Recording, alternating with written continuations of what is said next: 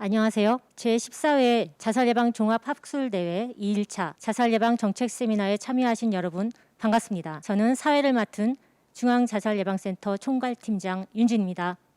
이번 세미나를 통해 코로나 시대의 자살 문제 해결을 위한 새로운 시사점을 얻기를 바라며 자살예방 정책 세미나를 시작하도록 하겠습니다.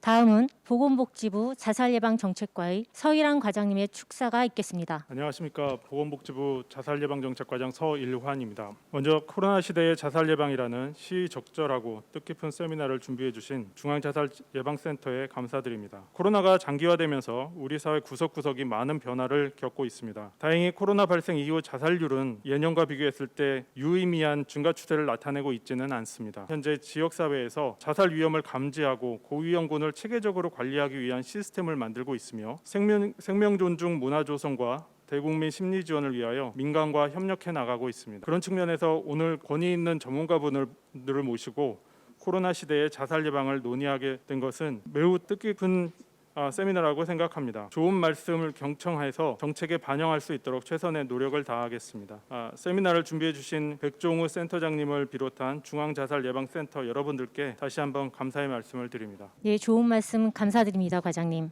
자장을 맡아주실 한국자살예방협회의 기선한 회장님이십니다. 네, 반갑습니다. 귀한 분을 한 분 모셨습니다. 세계보건기구 WHO의 멘탈 헬스 앤 서브스탄스 어뷰즈의 책임자를 맡고 계신 데보라 캐스텔 국장님이십니다. 먼저 데보라 캐스텔 국장님의 강의를 먼저 듣도록 하겠습니다. Hello everybody, good morning for me, good morning probably for you when you will see this. Thank you very much for this opportunity being with you to talk about COVID-19 and suicide prevention. And my name is Deborah Kestel. I'm the director of the Department of Mental Health and Substance Use. And I will go through a short presentation to show you where we are, what we know right now about suicide prevention in general and in the context of COVID-19. And suicide prevention and mental health are high already in the UN, on the UN and WHO's agendas, but the challenge is how countries move ahead with the commitments that they took already at a very senior level when agreeing on an indicator on suicide prevention in three main documents that set up the policy agenda globally. On one hand, we have the UN Sustainable Development Goals, the SDGs. The SDGs has a target, 3.4, that says by 2030, reduce by 1/3 premature mortality from non-communicable diseases through prevention and treatment, and promote mental health and well-being. One of the indicators in order to achieve that target is precisely suicide mortality rates. And this is context of UN SDGs.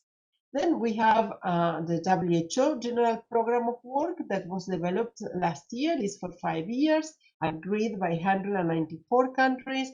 We call it the GPW 2019-2023. And there is one indicator that is reduce suicide mortality rate by 15%. And you have the picture below. Underneath is the precisely the ambition of the global the general program of work that speaks about 3 billion people achieving universal health coverage, being accessing care in health emergencies, and being in a better health by 2023. One of the indicators to measure how we are doing in that is precisely suicide mortality. And last but not least, we have the World Health Organization Mental Health Action Plan that, as you know, was developed in 2013, was expiring in 2020, but this year. But last year, the World Health Assembly decided that the mental health action plan was still needed and we needed to extend it to 2030. And we are right now in the process of consultation with member states and partners to review the components of the plan that need to be updated. But there is one objective, that is to implement strategies for promotion and prevention in mental health. That's objective 3.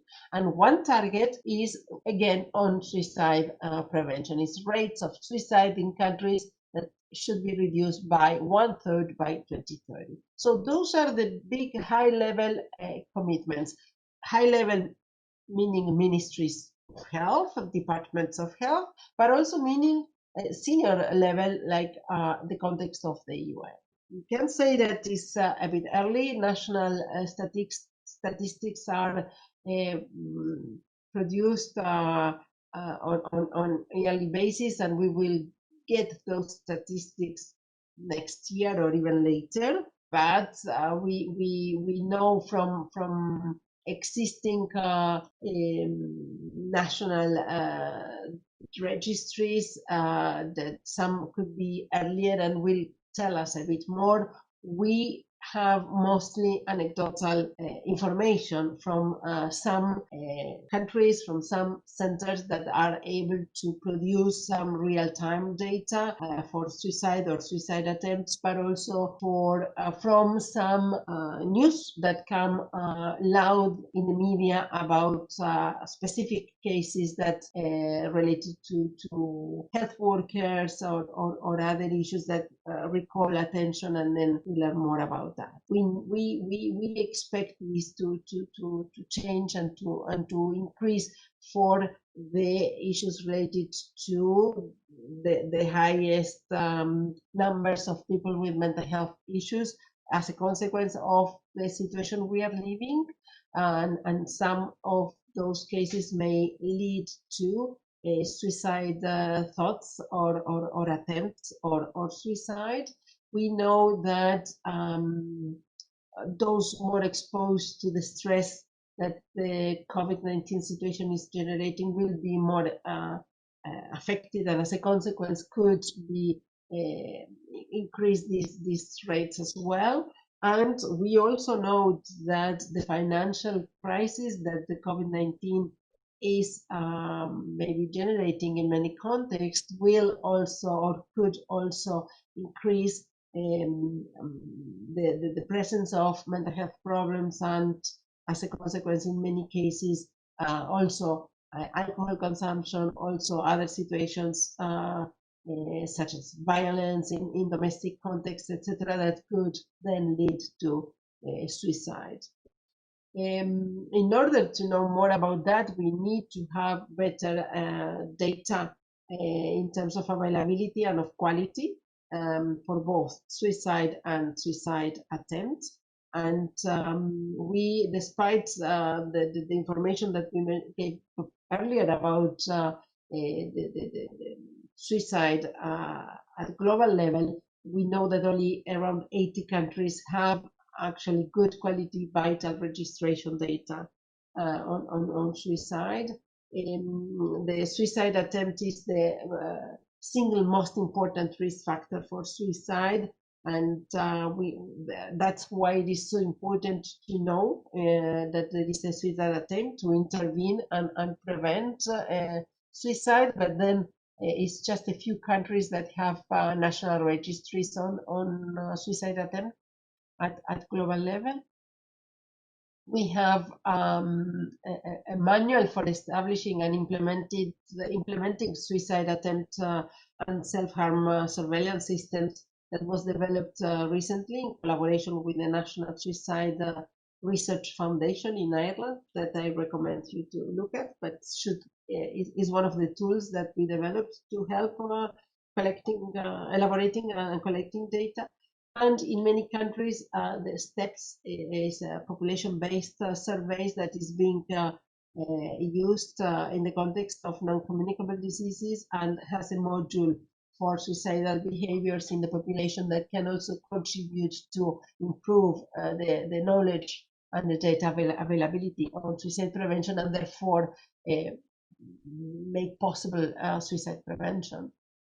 there are we are trying to understand how countries are ready and prepared to strengthen suicide prevention and mental health.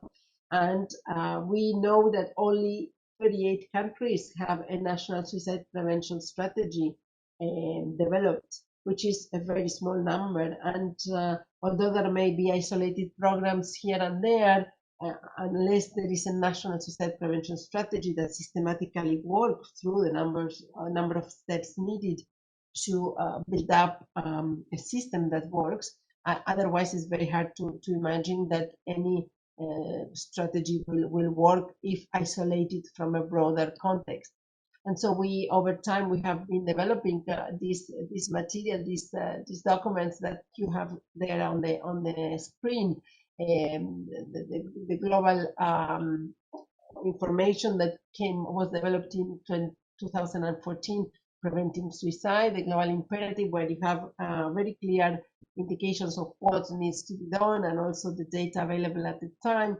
We have then public health action for the prevention of suicide framework, and then we have also national suicide strategies, how to develop them, how to put them in place. And what we think is that there is a basic issues that countries should follow, knowing that countries with national suicide prevention strategies are more advanced in suicide prevention. We think that there is this minimum that countries should implement, and we talk about the life, and this is a guide for implementation and evaluation of tool that WHO is preparing or is working on. And there are 4 effective evidence-based interventions that are included in this package. The first one being restricting access to means. The second one is responsible reporting by the media. We know the role that media plays is huge, is very important, and it could be negative or it could be positive. So we look forward to the collaboration with media always on responsible reporting. There are school-based interventions for building life skills of the youth population. And of course, early identification, assessment, and management and follow-up of people with suicidal behaviors, mental health conditions, emotional distress, and chronic pain should help, as I mentioned earlier, to prevent suicide. Key significant evidence-based interventions that are relevant for WHO to follow up the key areas of work that we have mentioned earlier have been developed over time by us and are available to countries to use them and implement them as needed in their context. So we have on one hand the need to restrict access to means, as mentioned, and pesticides particularly is one of the main contributors or the main being used globally. And so we have a resource for pesticide registrars and regulators informing how to do this control of the pesticides that is needed in some rural contexts particularly. And we are working on a cost effectiveness modeling to contribute to this piece of information. We then have a tool that was recently updated that is responsible reporting by the media. It was updated because the tool was developed a few years ago, and right now the communication means have changed significantly, right? So we incorporated now most updated social media as we know it today, and there is a resource for journalists specifically, but also for filmmakers, because we have seen that not always the use of suicide is correct in TV shows or movies, and so we have developed this tool for filmmakers specifically. We then have the school-based interventions, is helping adolescents thrive, HAT we call it, That is an intervention package that is being developed, precisely targeting schools. And then it's coming also with a cost effectiveness modeling exercise that we are developing. And then as part of the MHGAP, the Mental Health Global Action Plan program intervention guide, that is a set of mental health and substance use interventions and neurological and substance use interventions identified that could be delivered through primary health care. We have one on early identification, management, and follow-up of suicide, and that is a very important tool to train primary care providers to deal with suicide and suicidal. And to finish, I want to show you a few more recent material that was developed in the context of COVID. I will not have the time to go one by one through them, but I want you to be aware because they are all available online. And there is one set of documents that was developed in terms of the mental health response and the global coordination, and in the context of the work with other partners, interagency standing committee, a network of other UN agencies and big international organizations, and also in the context of the UN, a specific policy brief on the need for action on mental health. And you see there some of the documents that you can easily access online.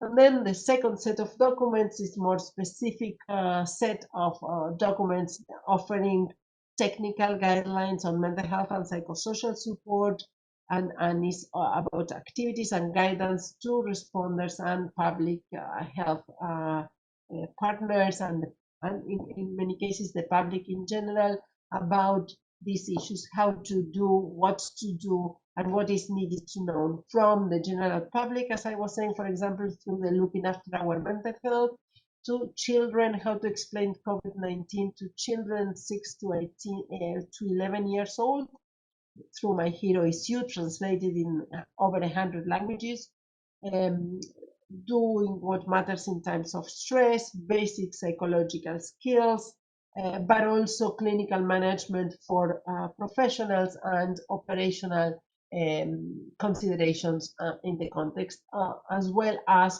I support for dementia for caregivers of people with dementia. And all this material you can find online, and many of them are translated already, otherwise are ready to be translated. And with that, again, thank you very much for this opportunity. I'm just adding there the links of the web pages that we have, but I'm sure you can find the material that we produce easily. I hope we will have the chance to meet soon, one day in person. And in the meantime, thank you again. 네, WHO의 데보라 국장님의 발표를 들었습니다. 이어서 두 번째 주제 강연은 백종우 교수님의 말씀을 들어보도록 하겠습니다. 네, 안녕하십니까. 우리나라에서 진행되고 있는 상황, 그리고 어떤 노력이 필요할지에 대해서 말씀드리겠습니다. 사실 코로나가 참 매섭습니다. 우리나라에서 첫 사망자는 청도 대남병원의 중증 정신질환을 가진 분이었습니다. 이런 이제 코로나 같은 감염 재난은 정신 건강에 많은 영향을 미칩니다. 예를 들어 이제 사스 때 감염됐던 사람들은 30% 이상이 이제 우울감을 경험하기도 하고, 또 PTSD를 절반 이상 가까이 오랫동안 이완되기도 했습니다. 일반인에도 영향을 미친다. 그 메르스 때 많은 국민들이 어떤 불안이 올라가고 또 분노와 관련된 경험도 많이 했다고 보고가 됩니다. 이게 자가격리라는 것도 매우 힘든 일입니다. 생존자들은 단지 그 시점뿐만이 아니라 현재도 코로나 시기에서 여러 가지 후유증들로 인한 고통을 겪는 것도 이야기됐지만, 그 중에 가장 큰 것 중에 하나가 정신건강의 어려움이 1년 후에도 지속되더라. 이거는 메르스의 국내 생존자에 대한 보고에서 드러나기도 했습니다.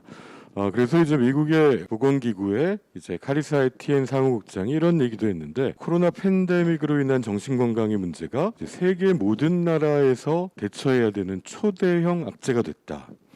그 정신 건강에 대한을 지켜나가는 것이 코로나19 대응의 핵심이 돼야 된다는 표현을 하기도 했습니다. 이 재난이라는 게 한번 발생하면 초반에는 허니문 피리어드라는 게 있을 수 있습니다. 모두가 힘든 시기에 우리가 같이 이 어려움을 이겨나가자라는 사회적 신뢰에 기반한 노력과 함께 국민적 단합이 증진될 수 있는 겁니다. 근데 이것들이 이제 반복되고 오래되고 하다 보면은 또 2, 3차 어떤 악화 사건을 겪을 수 있고 그 다음에 국민적으로 이런 부정적 감정이 많은 영향을 줄 수 있습니다. 사실 다 아시다시피 코로나에 관련된 불안, 분노, 우울은 다 정상적인 반응이죠. 필요하기도 합니다. 우리가 이제 불안 때문에 손을 씻을 수도 있는 거고 마스크를 하고 이렇게 이 시기에 중요한 책임 있는 행동을 하는데 불안이라는 게 순기능을 가지기도 하지만 이게 장기적으로 지속되면은 여러 가지 영향을 주고 특히 이 시기에 가장 어려움이 있는 사람들은 감염을 경험한 사람, 또 이제 유가족, 그다음에 자가격리자, 또 이 방역에 종사하는 분들, 의료진 이런 점점 여러 집단이 영향을 받을 수 있습니다. 이때 이제 우리의 스트레스 반응은 기본적으로 모든 재난에 대한 정신건강 서비스에서 핵심은 정상적인 반응으로 봐야 된다는 것입니다. 그 중에 일부는 분명히 이제 외상후 스트레스가 발생해서 지속적으로 그리고 이것이 만성화돼서 굉장히 오랜 기간 동안 괴롭힐 수 있다는 것이 이제 문제입니다. 80% 정도의 국민은 정상적으로 회복을 하는데 약 10에서 20%는 외상후 스트레스 장애나 우울을 경험할 수 있다 이렇게 보고가 되고 있습니다. 그래서 이런 것들을 어떻게 이제 줄여 나갈까가 정신건강 문제 그리고 자살 예방에서의 또 핵심이고 또 단지 자살 예방 문제는 또 정신건강 문제뿐만이 아니라 보건과 복지 그리고 다양한 이제 지자체의 서비스와 관련된 문제라고 생각됩니다. 이 재난과 자살의 관계에 있어서는 재난의 성격에 따라서 굉장히 상이합니다. 우리나라의 자살 사망이 2018년 기준으로 14,670명으로 다른 교통사고나 산재에 합친 거의 3배를 육박하는 심각한 숫자라는 것은 잘 알고 계실 것입니다. 그런데 그러한 자살이 증가한 게 원래 그렇지가 않지 않았습니까? 결국은 1997년의 IMF 위기, 가계 부채 대란, 2008년의 미국발 금융위기 같은 경제적 위기가 왔을 때 저희가 한 번씩 자살이 급등한 경험을 이미 가지고 있습니다. 그런데 그러면은 이 코로나라는 게 지금 어떤 영향을 미칠 것인가? 이 경찰의 통계로 본 그 우리나라의 자살 동기의 3대 원인이 첫 번째가 정신건강의 문제, 편견 때문에 접근을 못한다거나 두 번째가 이제 경제적 어려움, 그다음에 세 번째가 이제 건강 문제 이렇게 요약이 되는데 물론 이제 이 중에 하나라기보다는 심리부검센터에서도 발표하셨지만 평균 3.9개의 스트레스 요인이 중첩돼서 존재하는데 이 코로나 시기에 우리가 지금 정신건강 문제에 대한 위협 또 경제적 어려움이 가중될 위험, 코로나 자체가 지금 건강의 위험이고요. 이 모든 것이 이제 악화될 위험성이 높기 때문에 자살의 증가를 걱정하지 않을 수 없다는 것입니다. 그럼 여태까지는 어떻게 됐느냐? 저희가 지금 올해부터는 2달 간격으로 경찰청의 자살 잠정치 통계를 받아보고 있습니다. 다행스럽게도 이제 2020년의 1월부터 지금 6월까지 특히 5월까지의 결과는 감소했습니다. 특히 18년이 다시 좀 증가하는 경향이 있었기 때문에 19년에 많이 감소했고 20년에도 감소하는 경향을 보였습니다. 이런 것들은 굉장히 어려운 상황에서도 다행스럽고 아마 많은 분들의 노력의 결과라고 생각됩니다. 하지만 이제 재난 첫 해에 이런 것들이 이제 감소했다가 축적된 효과가 나중에 나타날 수 있기 때문에 저희가 주의해야 될 상황인데 일본 같은 경우가 비슷하게 줄었다가 지금 7월 달부터 증가하고 있고 저희도 6월 달 결과는 소폭 약 2.3% 정도가 증가했기 때문에 더 걱정스러운 상황입니다.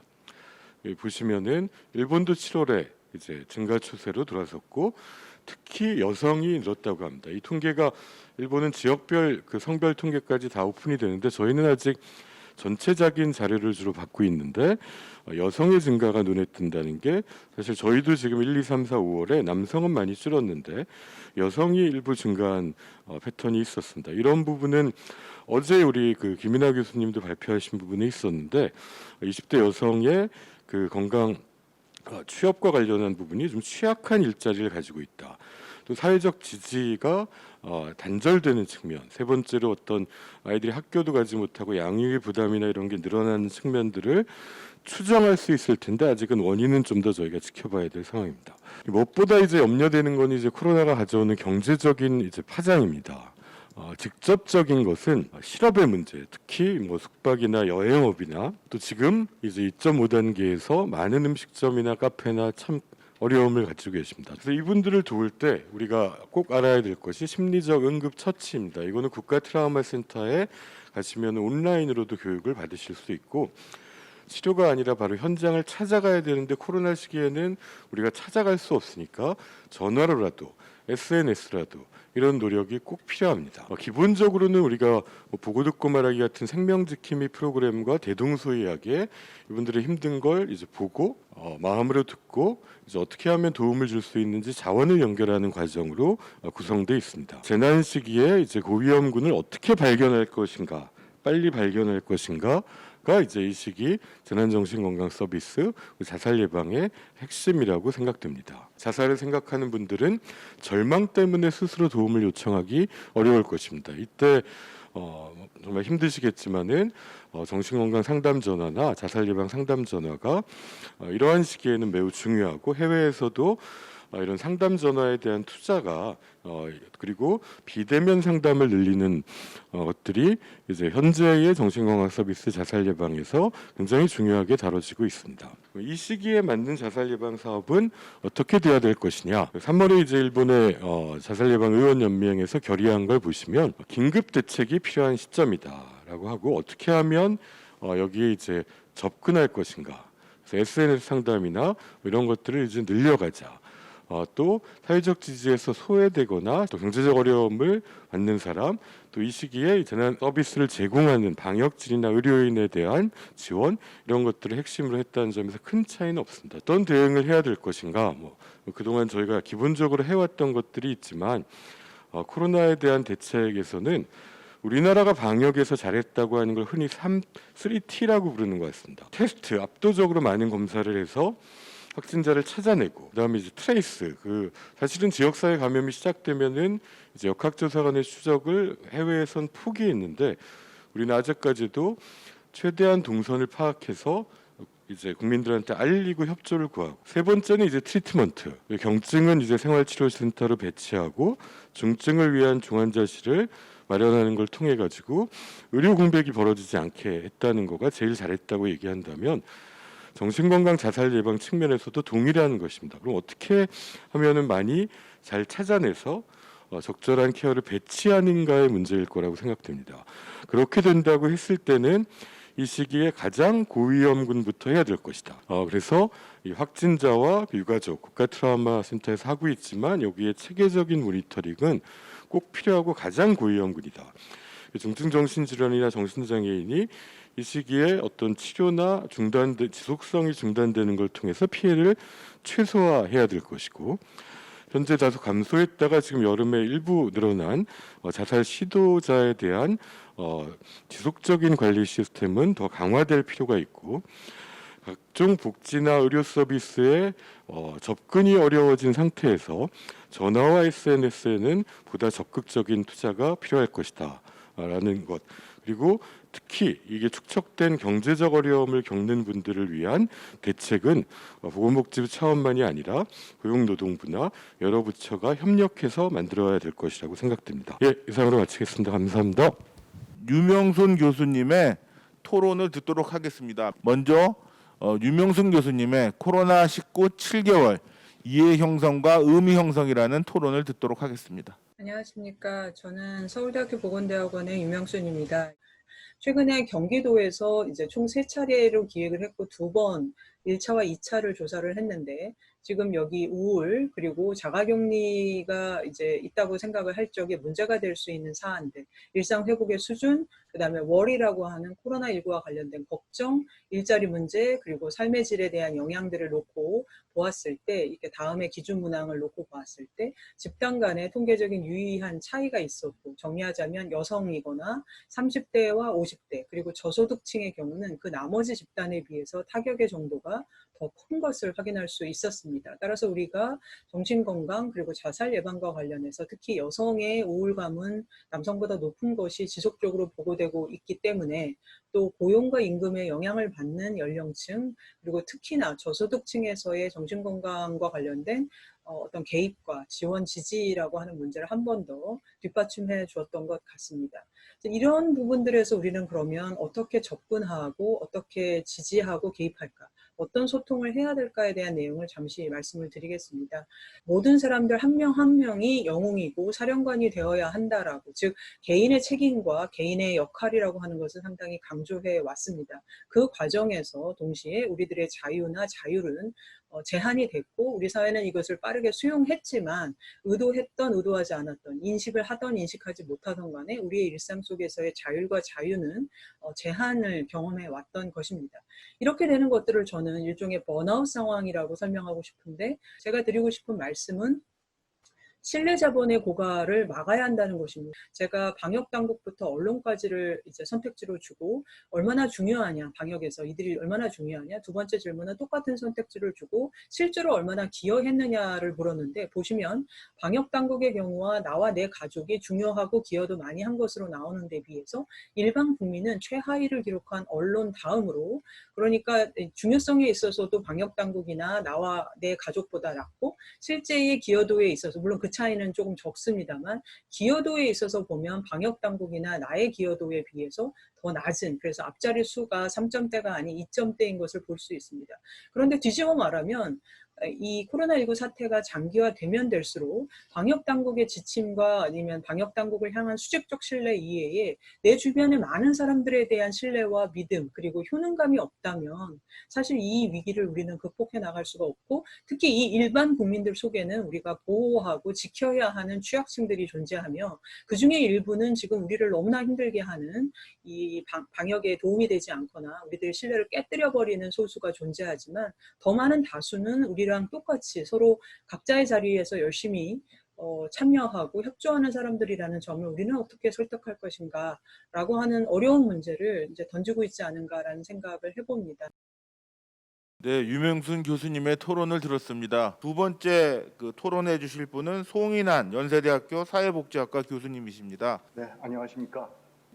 잘 아시다시피 코비드-19 팬데믹 상황은 생물학적인 전염병의 대유행임과 동시에 거시적으로는 사회경제적 파급력과 국가 간의 외교나 통상 교류가 중단되고, 또 미시적으로는 개인 심리적인 단절과 고독을 낳는 어느 하나로 설명할 수 없는 다차원적인 재난이라고 볼 수 있습니다. 현재 코로나19의 재난적 상황으로 인해서 자살 문제에 대해서 접근해야 될 점 몇 가지를 간단히 말씀드리고 싶습니다. 이러한 주제는 제가 관심을 가지고 있는 융합이나 협력이란 측면에서 한번 나눠보고 싶습니다. 첫째, 코로나19로 인한 현재 재난적 상황에 의해서 자살률의 단기적 증가뿐만 아니라 실업이나 고독, 또 만성화된 질병 같이 자살과 정신건강에 영향을 미치는 장기적인 영향에 대해서 면밀한 추적을 계속해야 될 것이라고 생각합니다. 두 번째는 현재 방역 전략으로 강조되고 있는 사회적 거리두기, 소셜 디스턴싱에 대해서 정부가 조금 더 다차원적인 관심을 가질 것을 촉구합니다. 특히 이런 경제적인 어려움이나 사회적인 고립, 또 우울감들은 자살에 직접적으로 영향을 미치는 것으로 인식되고 있는 점에서 특별한 주의가 필요하다고 할 수 있겠습니다. 세 번째는 특히 기존의 사회 안전망으로부터의 사각지대에 놓여 있는 고위험군 혹은 위기계층에 대한 관심이 필요하다고 생각합니다. 눈에 보이지 않는 잊혀진 계급, 사각지대에 놓인 소외계층에 대해서 자살 예방을 포함한 보건, 의료, 복지 정책의 우선순위가 밀려나지 않도록 주의할 필요가 있다고 생각합니다. 마지막으로 가장 강조하고 싶은 것은 지금의 사태는 긴 시간의 인내력과 장기적인 관심이 필요하다는 점입니다. 다양한 이해와 파편화된 정보들이 협력을 통해서 하나로 모아져야 될 것이라고 생각합니다. 마찬가지로 자살 예방 정책에 있어서도 다차원적 협력이 필수적이라고 생각합니다. 초협력의 시너지 효과를 통해서 혁신적이고 창의적인 방안을 자살 예방을 위해 강구해야 할 것이라고 생각합니다. 오늘 토론 말씀을 마무리하겠습니다. 감사합니다. 네, 귀한 말씀 감사합니다. 다음은 경상대학교 사회학과 김명희 교수님의 토론을 듣도록 하겠습니다. 상대 사회학과의 김명희입니다. 코로나19의 지원과 대응 프레임은 코로나19라고 하는 재난의 위기가 공통된 외상후 스트레스 반응 혹은 우울증 위험군을 불러일으키고 이것이 자살을 촉발하는 정신적인 원인이 된다고 가정하고 있는 것 같습니다. 코로나19라고 하는 재난의 성격을 곰곰이 헤아려보면 여타의 재난과 다르게 일상의 관계를 좀 다른 방식으로 변형시키고 있다고 느끼게 되거든요. 이제 코로나19로 촉발된 위기가 계층, 젠더, 낙인과 고립이라고 하는 사회적 변수들에 의해 영향을 받고 있다고 하는 것을 알 수 있습니다. 알려져 있듯 코로나19의 유행은 직접 감염 이외에 노동안전보건상의 여러 가지 위험을 초래했습니다. 정신건강 문제는 물론이고요. 노동강도 증가에 따른 과로 문제, 그리고 일터폭력과 차별의 문제 등등등이 있었고요. 재난 취약계층에서 젠더 변수와 결합된 노동의 위기, 그리고 나아가 노동의 위기와 결합된 돌봄의 위기를 생각하지 않을 수가 없습니다. 그리고 여성의 비율이 높은 직종일수록 저임금 일자리고 감염 위험 또한 높다라고 하는 보고들이 있습니다. 즉 한국은 물론 전 세계적으로 보건의료 인력의 다수가 여성이고 이 코로나19 국면에서 그들이 어떤 위기의 직접적인 어떤 담지자가 되고 있는 현실인 거죠.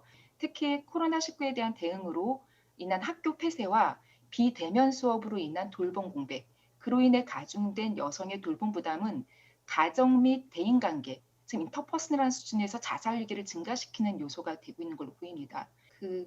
감염병 코로나19를 비롯한 모든 인간 감염병에는 생물학적인 것과 사회적인 것과 그리고 정신적인 것이 중첩되면서 각각은 분리될 수 없는 것입니다만 코로나19에 대한 우리가 할 수 있었던 2차 예방책은 사회적 거리두기였죠. 근데 이 사회적 거리두기의 의미는 엄밀하게 따지면 물리적 거리두기에 가까웠거든요.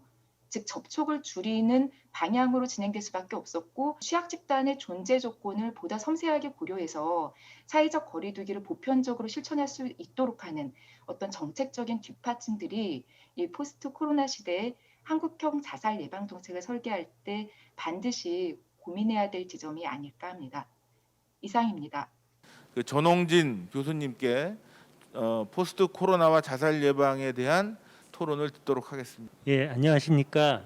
저는 중앙심리보건센터장으로 있는 전홍진이라고 합니다. 지금 현재 제가 방금 확인한 결과 코로나에 현재 우리나라에 감염된 사람이나 회복된 사람이 약 3만 6천 명으로 지금 확인이 되고 있습니다. 이분들은 지금 현재 격리가 돼 있고 또 굉장히 여러 가지 약들을 사용하고 있는데 회복이 되더라도 그 트라우마가 계속 이어져서 우울이나 불안을 유발할 수가 있습니다. 현재 우리나라에서 일반인 중에서 인구 10만 명당 자살과 가장 연관되고 있는 정신질환은 물론 우울증하고 수면장애, 불안 등입니다. 그런데 신체 질환 같은 경우는 이렇게 몸이 움직이기 힘들고 이렇게 거동이 힘든 분들이 많이 자살을 하고 있습니다. 그러니까 지금 코로나 시대에 어려운 분들 중에 하나가 물론 이제 일반인도 집에 있기 때문에 힘들긴 하지만은 도움을 받기 힘들고 이렇게 여러 가지 장애를 가지고 있는 분들이 우울증이 발생하고 또 문제가 생길 수 있지 않을까. 그래서 이러한 분들에 대한 대책도 있어야 될 것으로 보입니다. 실직이 된 다음에 첫 한 달 사이에 상당히 자살률이 증가를 하는데 그 이유 중에 하나가 실직 자체의 경제적인 어려움도 있지만 실직으로 인한 자신의 어떤 정체성의 상실, 그다음에 대인관계 단절성 이런 것들이 있기 때문에 특히 포스트 코로나 시대에 이 실직을 관리하고 그분들이 실직을 혹시 당했다 그랬을 때 어떤 정신 건강의 문제나 대인관계의 단절의 문제에 대해서 미리 대처를 해서 선제적으로 접근을 하는 것이 중요할 것으로 보입니다. 그래서 제가 말씀드리고 싶은 거는 이제 정리를 드리면 크게 세 가지로 봐야 됩니다. 그러니까 코로나 자체 감염자나 회복자에 대한 도움이 반드시 필요합니다. 그리고 코로나로 인한 일반인의 영향, 그 다음에 코로나로 인한 취약계층에 대한 도움, 이 세 가지 면으로 아마 접근을 하면은 자살률이 늘어나지 않고 계속 잘 이렇게 감소된 추세가 유지되는데 도움이 될 것으로 보입니다. 예, 이상입니다. 마지막 토론자로 서일환 과장님의 토론을 듣도록 하겠습니다. 좋은 말씀들 많이 들었습니다. 사실 저희가 2018년도에 그 자살 예방 국가 행동 계획을 수립하면서 저희도 뭐 많이 효과를 내지는 못했습니다. 그래서 올해 같은 경우는 코로나19로 인해서 아마 좀 더 어려운 상황이 된 것 같고요. 정책적인 측면에서 자살 예방에 대해서 조금 말씀을 드리면 자살 고위험군에 대한 관리에 집중을 좀 하고 있습니다.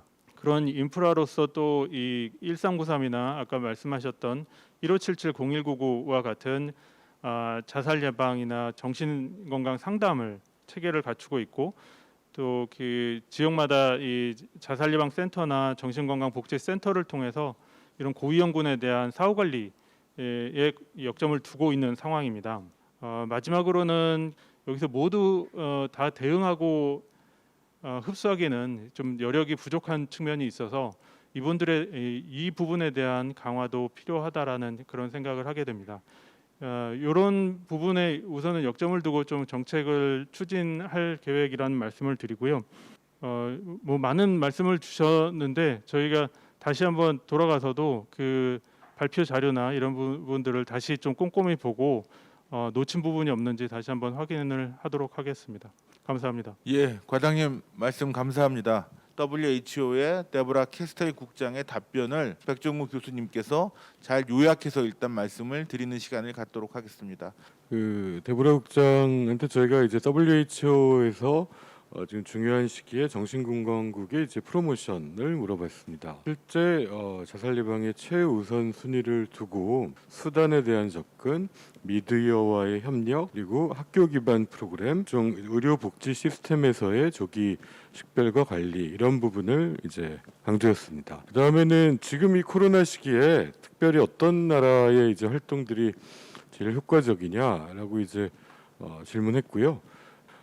포괄적으로 스트레스 요인을 완화하기 위한 경제적인 지원, 지속적인 교육, 노동시장의 전환이 코로나로 급속해지는 상황에서 이를 지원하자는 것, 또 고립돼서 이제 자살, 가정폭력, 약물, 알코올 사용에 늘어나거나 하지 않도록 대응이 필요하겠다 이런 정도로 답변했습니다. 그 다음에 이 코로나 대유행 시기에 맞는 핵심적이고 효과적인 개입에 앞에 말한 부분을 다시 한번 얘기하면서 이제 원격 지원 어떻게 이분들한테 이제 접근하려면 이제 전화나 비대면 온라인 서비스의 강화를 강조했고 본인들도 원격 교육을 이제 시행하고 있고 다른 나라들도 이 부분에 대한 이제 규제를 좀 완화하는 추세입니다. 그 다음에 이 한국이 특별히 더 적극적으로 실행해야 되는 전략을 물었습니다. 근데 현재 전반적으로 세계적으로는 목표를 달성하기 어려운 시점이 아닌가라고 생각한다고 합니다. 왜냐하면 코로나 기간일 거라고 때문에 그렇다고 보여지고요. 이제 코로나 시기에 이제 고위험 집단, 코로나로 상태가 더 안 좋아질 수 있는 위험이 높은 분들에 대한 관심을 요청했습니다. 자살 예방을 위해서 일하는 대한민국 국민 모두에게 여러분의 노력이 생명을 구하고 있음을 기억하는 것이 중요하다. WHO는 이제 대한민국을 포함한 모든 회원국을 지원하고 함께하겠다. 이런 말씀을 전해드리겠습니다. 감사합니다. 예, 백종 센터장님 잘 요약해서 말씀 주신 것 같습니다. 첫 번째 질문입니다. 코로나 이후에 실직 또 자영업자들의 파산 등 경제적 어려움이 자살의 주요 원인이 된 사례가 증가한다면 이와 관련된 정책적 지원이 꼭 필요할 것이라고 봅니다. 그렇다면 보건복지부 이외에 고용노동부 등 직접 이런 문제에 직접 관련된 부서에 이들에 대한 현황을 알리고 지원을 요청하고 좀 중앙에서 이렇게 같이 좀 노력하는 그런 지금 노력이 있는지 어떻게 하고 있는지 계획이 있는지 궁금하다고 영어로 은정팍이라고 하신 아이디를 가신 분께서 질문을 하셨습니다. 자살 예방은 정부 부처로 보면 국무조정실에서 총괄적인 역할을 하고 있고요. 기본적으로 계획 수립이나 이런 것들이 다 부처적으로 나오고 있는 상황입니다. 모두 다 같이 협력을 하고 있다라는 걸 알아주셨으면 감사하겠습니다. 그러면 두 번째 질문을 좀 드리겠습니다. 특히 중년 남성의 자살률 감소를 위해서 어떤 노력이 있어야 될지 궁금하다. 현재 숫자로는 뭐 중년 남성의 자살 사망자가 압도적으로 많은 상황에서 이게 코로나까지 오니까 더 걱정스럽습니다. 저희가 다음 주에 오픈하는 자살 예방에 대한 이제 광고 영상에도 우리 손현주 배우가 출연해서 이제 40, 50대를 좀 타겟으로 만들어 봤는데 그런 염려를 반영하고 있습니다. 이제 접근이 쉽지 않은 것 같습니다. 정신건강 자살 예방만 강조해서는 더 어려울 수도 있는 것 같습니다. 지자체가 여러 의료, 복지, 정신건강 이 서비스들을 이제 각종 법이나 이제 지원 서비스들과도 합쳐서 수요자 중심으로 위기에 빠진 분들을 이제 찾아가는. 근데 이제 코로나로 한계가 있기 때문에 이런 것들을 또 온라인이나 이런 것으로 만들어 보려는 노력이 같이 필요하지 않을까 생각합니다. 간단하게 답변 드리면 코로나19 국면으로 한정을 한다면 일단 아까 제가 말씀드렸던 그 여성에게 가중되는 돌봄의 위기 그리고 돌봄의 위기와 결합되어 있는 여러 가지 어떤 노동의 측면에 대해서 짐작은 하지만 일상으로는 사실 체감하는 부분이거든요.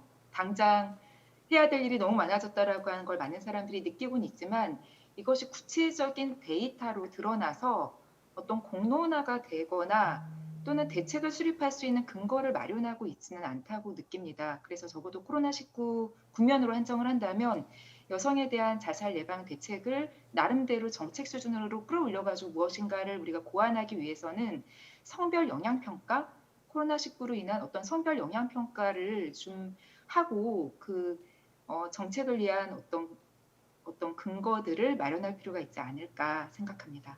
답변 감사드립니다. 제가 드린 질문이 아마 소리가 안 나왔던 것 같습니다. 제가 중년 남성 이외에 여성에 대한 코로나19 시대의 어떤 자살 예방에 대해서 무엇을 먼저 해야 될까 이런 질문을 드렸었습니다. 송일환 교수님도 아직 계신데요. 그냥 간단한 질문 한 가지 드리겠습니다. 우리 사회 공동체가 비록 물리적으로는 거리를 두고 있지만 이모셔널하게 좀 가까워져야 되고, 그러니까 피지컬 디스턴싱이지만 이모셔널리는 좀 커넥티드니스가 되는, 그리고 모두가 좀 협력하는 또 신뢰를 쌓는 이런 사회적 분위기를 만들기 위해서 우리는 또 어떤 노력을 좀 해야 될까요? 네. 공동체 회복을 위해서 어떻게 할 것인가 굉장히 큰 주제지만 간단하게 세 가지만 한번 제안을 해본다면, 첫 번째, 우리 사회가 가지고 있는 공통의 목표, 공통의 비전, 공통의 방향성을 함께 나누는 것이 또 이 위기 시대에 필요한 것이 아닌가 생각하곤 합니다. 두 번째는 상호 간의 존중, 우리 구성원 간에 서로를 아끼고 돌아보고 존중할 수 있는 문화가 우리 위기 시대를 통해서 다시 한번 회복됐으면 좋겠습니다. 세 번째, 마지막으로는 개방성과 대화라고 한번 말씀드리고 싶습니다. 아주 큰 어려운 주제지만 이를 간단하게 한번 말씀드렸습니다. 감사합니다. 전홍진 센터장님께도 한 가지 여쭤보겠습니다. 기존에 갖고 계신 데이터 활용법에 대해서 좀 설명을 해주시면 감사하겠습니다. 예, 감사합니다. 저희 홈페이지에 데이터 줌이라는 홈페이지가 있습니다. 이렇게 포털에서 검색해 보시면은 거기서 자유롭게 데이터 기존의 보고서들 다 받을 수가 있고, 또 일반인 중에서도 연구하고 싶으신 분들은 이렇게 참여할 수 있게 되어 있습니다. 어제 오늘 양일간에 걸쳐서 저희 자살 예방 종합 학술 대회에 많은 관심을 보여주신 여러분께 감사를 드리고 이제 저희들 발표와 토론을 마무리하도록 하겠습니다. 사회자한테 마이크를 넘기도록 하겠습니다. 대단히 감사합니다. 네, 수고해 주신 좌장님 그리고 발제자, 토론자 여러분께 큰 감사드립니다. 또한 자살 예방에 관심을 갖고 온라인을 통해서 열띤 참여를 해주신 모든 분께 감사드립니다. 본 세미나와 관련된 자료는 중앙자살예방센터 홈페이지를 통해서 다운받으실 수 있습니다. 코로나19 장기화로 자살 위험성이 증가되고 있는 현 시점에서 모쪼록 본 세미나가 자살 예방에 새로운 시사점을 제시하는 초석이 되기를 바랍니다. 자, 이상으로 포스트 코로나 시대의 자살 예방을 주제로 진행된 자살 예방 정책 세미나를 마치겠습니다. 긴 시간 동안 함께해 주신 여러분 감사합니다.